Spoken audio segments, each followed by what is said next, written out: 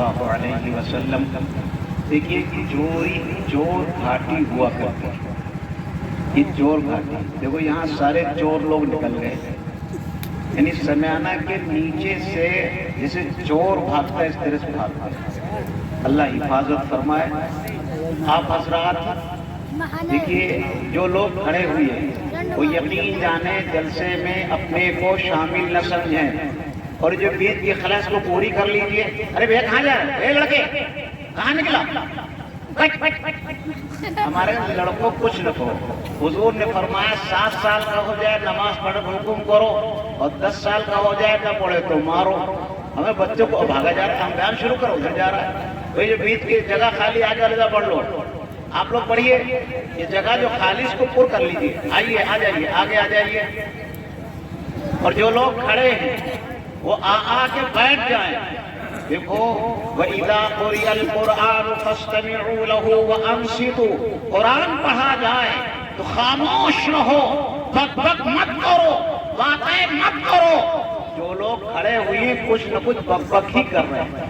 آپ یقین کیجئے میں بھی آ رہا تھا، حضرت مولانا اسلم صاحب کے ساتھ آ رہا تھا تو لوگ بک بک کر رہے تھے، تو جو باہر کھڑے سن نہیں رہے، لہذا جو لوگ باہر کھڑے ہو کر کے باتیں کر رہے ہیں وہ گناہ کر رہے ہیں۔ یہاں قرآن پڑھا جا رہا ہے اور وہ باتیں کر رہے ہیں، لہذا آپ لوگوں سے کہتا ہوں جو لوگ کھڑے ہوئے جگہ ہو گئی ہے، آ جاؤ، بیٹھ جاؤ، آنا ہے بس میں جانا میں، پندار خودی کو توڑ کے آ، اے عقل و خرد کے دیوانے، عقل و خرد کا یہاں کام نہیں۔ آپ سوچتے ہیں کھڑے کھڑے زیادہ ثواب ملے گا، نہیں کھڑیا بابا مت بنو، بیٹھنے والے بنو۔ ارے بھیا کیوں پیچھے لوگ کھڑے ہوئے؟ کہ آپ لوگ پیروں میں کوئی تکلیف ہے کیا بیٹھ نہیں سکتے؟ اگر معذور ہے تو کوئی بات نہیں معذور، دیکھو اب کچھ لوگوں کو شیطان پیچھے لے جائے گا، بھگا لے جائے گا، نہیں آگے آئیے۔ ماشاءاللہ لوگ جم کے بیٹھ گئے، بیچ میں جگہ خالی ہے وہ بھی پر ہو گئی، اللہ قبول فرمائے۔ یہ بڑے گاؤں کی میری حاضری تیسری بار کی، اور یہ سب مرتبے ہمارے حضرت مولانا اسلم صاحب دامت برکاتہ کی کرم فرمائی، انہوں نے تینوں بار بلایا اور میری حاضری ہوئی۔ اور آج انہوں نے ایک بات بتائی جس کا مجھے وہم و گمان بھی نہیں تھا، کہ جس لڑکیوں کے مدرسے میں 4 بچیاں آج فارغ ہوئی ہیں، اس کی بنیاد اس فقیر کے ہاتھوں رکھی گئی تھی، اللہ اس کو قبول فرمائے۔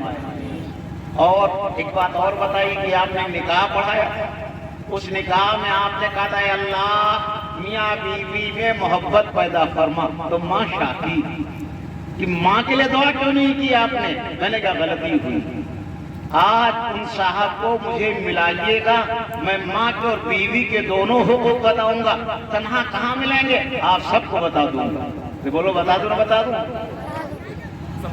یہ سب کو بتا دوں گا، مولانا کہہ رہے ہیں۔ میں دیکھیے اس جلسے میں ہمارے بہت سے علماء اکرام شامل ہیں جو ہمارے ہمارے سر کا تاج ہے۔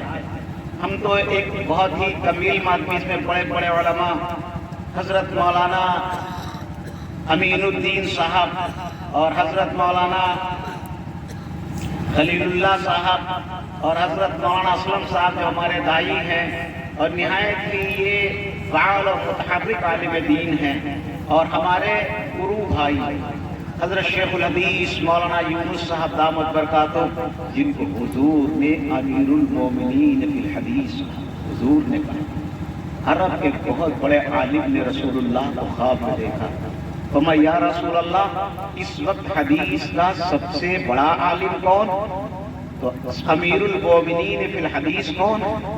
تو حضور رسول اللہ صلی اللہ علیہ وسلم ارشاد فرمایا جونپور کے مولانا یونس، یعنی حضرت ہمارے شیخ الحدیث۔ کیا مطلب؟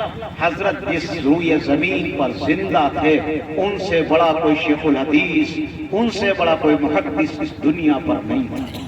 ایک بار حضرت مفتی سعید صاحب سے پوچھا گیا کہ حضرت اس وقت میں امیر المومنین فی الحدیث کون؟ تو حضرت غور کرنے دیجئے، حضرت نے اگرچہ بعض معاملے میں حضرت شیخ یونس صاحب کا اور مفتی سعید صاحب کا اختلاف، حضرت شیخ یونس صاحب جوال و سیال مسلک کے مالک تھے، اور مفتی سعید صاحب پکے حنفی تھے. اس اختلاف کے باوجود جب فن کی بات آئی تو حضرت نے 3 دن غور و فکر کے دیجئے، 3 دن غور و فکر کے اثرات فرمایا. اس وقت میں پوری دنیا پر جہاں تک میں نے غور و فکر کیا ہے، امیر المومنین فی الحدیث حضرت مائنوس کے علاوہ کوئی نہیں. تو یہ تھے ہمارے استاد. اللہ کا فضل ہے کہ اگر آج ہم لوگ کچھ حدیث پڑھا لیتے ہیں، اللہ اس سال بھی الحمدللہ میرے درس میں ایک حدیث شریف کی کتاب رہی، تو اگر ہم لوگ حدیث پڑھا لیتے ان کی جوتیوں کا صدقہ. خیر میں عرض کر رہا تھا کہ ہمارے اسٹیج پر بڑے بڑے علماء حضرت مولانا رضوان صاحب، حضرت معظم الرحمان صاحب، حضرت مفضل عالم صاحب اور حضرت قاری ہدایت اللہ صاحب، جن کی قرات سننے کی مجھے خواہش تھی، انہوں نے سنا دیا. ایک عجیب بات، ہم لوگ نعت پڑھی جاتی ہے، کوئی بھی ہم منع نہیں کرتے نہ دیجیے، ان کو بھی دیجیے، لیکن اگر قرآن میں کبھی وزن پیدا ہو جائے اور کبھی قرآن میں آپ جھومنے لگیں تو اس وقت میں تو بادھی میں دے دیجیے، جھومتے ہوئے نہ دیجیے، اور نہ وزن کم ہو جائے گا. لیکن بعد میں قاری کو بھی نواز سکتے ہیں، اگر شاعر کو نواز سکتے تو قاری کو، لیکن پڑھتے ہوئے نہ دیجیے. جب قاری صاحب پڑھ چکے ان کو کچھ نوازیے. یہ تو میری بات تھی. اور اس کے علاوہ قاری امیر رحم الدین صاحب اور ہمارے اسٹیج پر ہمارے رفیق بھائی ہیں، اور ہمارے اسٹیج سب کو ہم نہیں جانتے، ہمارے شاعر اسلام حضرت قاری ارشاد ساجد صاحب، جنہوں نے بھی ختم بخاری کے سلسلے میں اپنا کلام سنایا، اور عزیزہ مولی شاہد سلم ہو. اور اس کے علاوہ ہمارے حضرت قاری حضرت ماں سلیمان صاحب بیمار، اللہ ان کو شفا عطا فرمائے. اور ابھی ہمارے جناب ماسٹر سمیع اللہ صاحب سمیع، انہوں نے مختصر کلام پڑھا، اور اس میں جناب حضرت عابد صاحب نے مختصر کلام پڑھا، حضرت معامین الدین صاحب نے مختصر بیان فرمایا. اللہ تعالیٰ ان سب کی کارگزاریوں کو قبول فرمائے. دیکھیے حضور کی مختصر سیرت آپ کو سناؤں گا. ایک ہے حضور کی پیدائش، ایک ہے وفات. پیدائش تو آپ نے بہت بار سنی ہوگی، آج میں حضور کی وفات سنانا چاہتا ہوں. دیکھو حضور کی پیدائش بھی معجزہ، حضور کا بچپنا بھی معجزہ، حضور کی شیر خارگی بھی معجزہ، اور آقا کی جوانی بھی معجزہ، آقا کی ہر ادا معجزہ، آقا کی وفات بھی معجزہ. چنانچہ حضور کا آخری وقت ہے، حضرت جبریل اور حضرت اسرائیل. اے بچے اٹھو کو ماریں گے. اب تو ہماری عمر 60 سال کی ہو گئی، اور میں تقریب 20 سال سے کر رہا ہوں. یہاں جب پہلی بار آیا اس میں 40 سال کا، 20 سال پہلے آیا ہوں پہلی بار. تو جب پہلے میں تقریر کرتا تھا، کوئی لڑکا شرارت کرتا تھا، اسٹیج سے کود کے تھپڑ مارتا تھا، اور پھر تن سے آ کے اسٹیج بیٹھ جاتا تھا. اب تو نہیں کر سکتا، بوڑھا ہو گیا ہوں، میں کود نہیں سکتا. لیکن پھر بھی اگر کوئی لڑکا زیادہ شرارت کرے گا تو پڑوس والے کہوں گا تھپڑ لگاؤ دو. شرارت نہ کرنا، کوئی جانے کی کوشش نہ کرنا. تو حضور کے انتقال پر 2 فرشتے آئے، حضرت جبریل علیہ السلام اور حضرت اسرائیل علیہ السلام. کسی کی موت پر جبریل نہیں جاتے، یہ میرے آقا کا اعزاز ہے، یہ میرے آقا کا رتبہ ہے، یہ میرے آقا کا مرتبہ کہ جبریل بھی آئے. حضرت جبریل حجرے کے اندر، حضرت اسرائیل ملک الموت حجرے کے باہر. اللہ اللہ، ملک الموت میں جرت نہیں ہے، ہمت نہیں ہے کہ آقا کے حجرے میں داخل ہو جائیں. یہ میرے آقا کا مرتبہ. حضور جبریل نے کہا یا رسول اللہ، ملک الموت آئے ہیں، دروازے کے باہر کھڑے ہیں، اجازت دیں اندر آ جائیں. آقا کی اجازت کے محتاج کون؟ ملک الموت. حضور نے فرمایا اجازت ہے، اندر آئے. ہاتھ جوڑ کے کھڑے ہو گئے، یا رسول اللہ میں آپ کا غلام، آپ کا تابعدار، آپ کا فرما بردار، آپ فرمائیں آپ کی روح قبض کروں گا ورنہ واپس. یا رسول اللہ یہ پہلی ہستی ہے جس کی مجھے اجازت کی ضرورت پڑی. بڑے بڑے جبابرہ، بڑے بڑے سلاطین، ادھر حکم ہوا ادھر میں نے روح قبض کی، کسی کی اجازت نہیں لی. لیکن یا رسول اللہ آپ کا رتبہ سوا ہے، آپ کا مرتبہ سوا ہے، آپ فرمائیں تو آپ کی روح نکالنے ورنہ واپس ہو جائے. حضور نے فرمایا جبریل تم اپنی رائے دو، جبریل تم اپنی رائے دو. جبریل نے کہا یا رسول اللہ یہ حکیم الامت مجدد ملت مولانا اشرف علی تھانوی کا ترجمہ میں آپ سے کر رہا ہوں. حضرت نشرالدین میں روایت نقل کی اپنی کتاب میں کیا فرماتے ہیں؟ جبریل نے کہا یا رسول اللہ، اللہ آپ کے دیدار کا منتظر ہے۔ اللہ اللہ، آقا کا رتبہ تو دیکھو، آقا کا مرتبہ تو دیکھو، ساری کائنات اللہ کے دیدار کی منتظر ہے، لیکن رسول اللہ کے دیدار کے لیے اللہ منتظر ہے۔ حضرت تھانوی فرماتے ہیں اس سے مراد یہ ہے کہ آپ اللہ کے قریب تشریف لائیں تاکہ اللہ آپ پر رحمت نازل فرمائے۔ حضور نے فرمایا اے جبریل ذرا یہ تو بتاؤ میری امت کا کیا حال ہوگا، میری امت کا کیا حال ہے۔ میرے نوجوانوں کبھی تم یاد کیا پرچہ دیجیے، میرے نوجوانوں کبھی تم حضور کو یاد کرتے ہو؟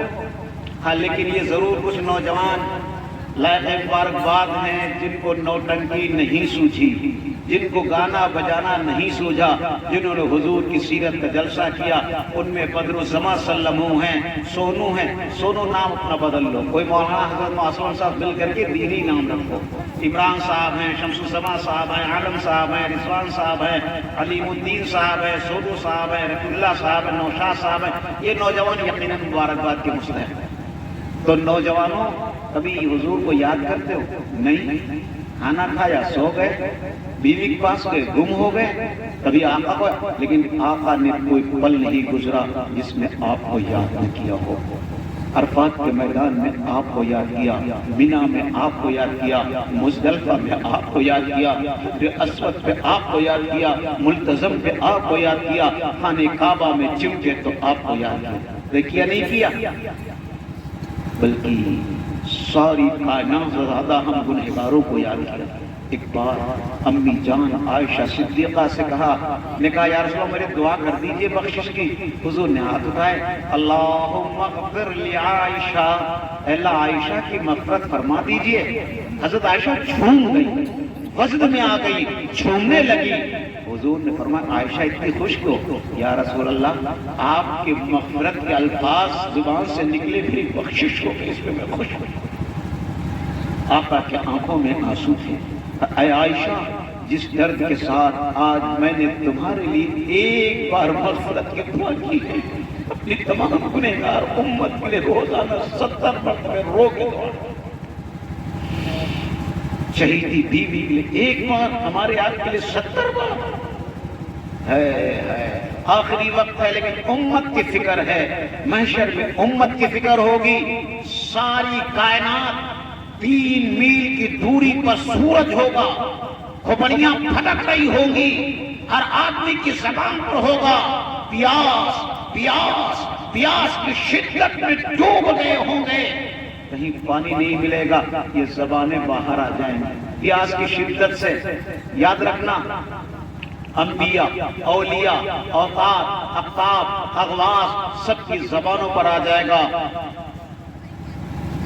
نفسی، اللہ میری جان اب مجھے بخش دیجئے، میں کسی امتی کے لیے نہیں کہوں گا۔ غوث العظم کہیں گے اللہ مجھے بخش دیجئے، میں کسی اپنے مرید کے لیے نہیں کہوں گا۔ خواجہ معین چشتی اجمیری کہیں گے اللہ مجھے بخش دیجئے، میں کسی امت کے، سب آدمی اپنی اپنی یوم یفر المرء من اخیہ وَأُمِّهِ وَأَبِيهِ وَصَاحِبَتِهِ وَبَنِيهِ لِكُلِّ امْرِئٍ مِّنْهُمْ يَوْمَئِذٍ شَأْنٌ يُغْنِيهِ۔ باپ بیٹے سے، بیٹا باپ سے، بیوی شوہر سے، شوہر بیوی سے ایک دوسرے سے بھاگ رہے ہوں گے۔